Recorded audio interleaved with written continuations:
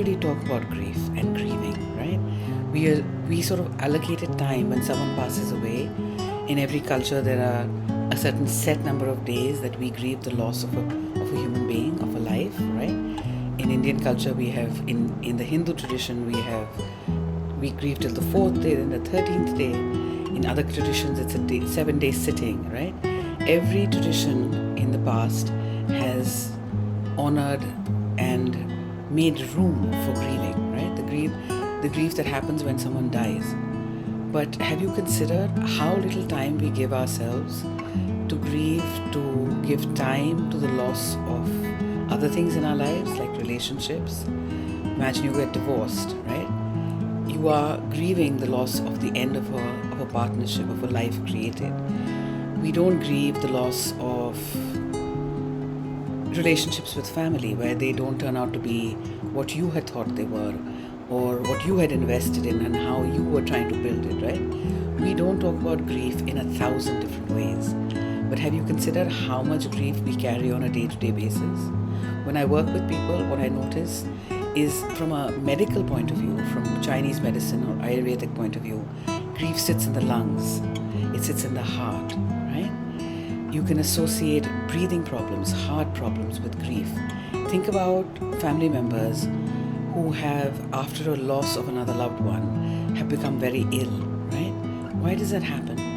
Have you considered how much grief we all carry on a day-to-day basis, but we don't think about it? We spend as much time as possible to avoid feeling grief, because it's not something that in our culture, especially not in modern day culture, we're so go, fast phones, quick internet, scrolling, let's get to it, Google Maps so I can get to my destination faster, right? But have you considered how much that's going on here that we don't deal with? And have you articulated in your lives the points, the relationships, the situations where you are carrying grief, where you never sat down and took a moment and said, gosh, this feels really sad. I really feel devastated that this relationship didn't turn out the way it did. Or this job or this project that I deeply invested so much of my time and my money and my attention and just my heart into it. It didn't go the way I planned, right? Grieving is not something that we have, it's not part of our day-to-day vocabulary, right? So in this moment, I invite you to think about something that you have deep grief about, a deep sense of loss, right? A deep sense of disappointment, a devastation within yourself about how you had expected things to be and how they didn't turn out. When someone dies, and especially when people die unexpectedly, it's like the rug gets pulled out from under you, right? You had a certain notion that this person is going to be here for the rest of my life in this particular way, and then they're gone, right? That you can feel that when I'm saying this to you, right? Imagine what happens when this happens consistently over a period of time with many things in our lives.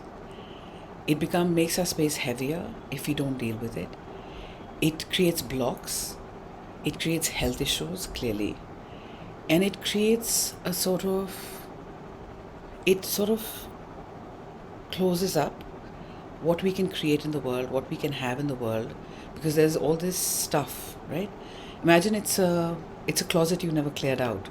It's a house you never emptied. It's a room you never cleaned up. So imagine that sitting in your space, in your mind, in your body, in your ego space, and not from a judgmental place, just from a gentle awareness, a realization that you haven't really considered or really built a relationship with the grief in your life. If I had to start asking you to start writing down, naming, claiming the areas in your life, the people, the situations where there's still some grief, I think the list will be long, but I think it'll be invaluable. So this week, I urge you, I invite you to start exploring the notion of grief in your life, not from a place of judgment of you did bad, you didn't look at this before, but just again from a gentle, quiet exploration. Let me know what you find.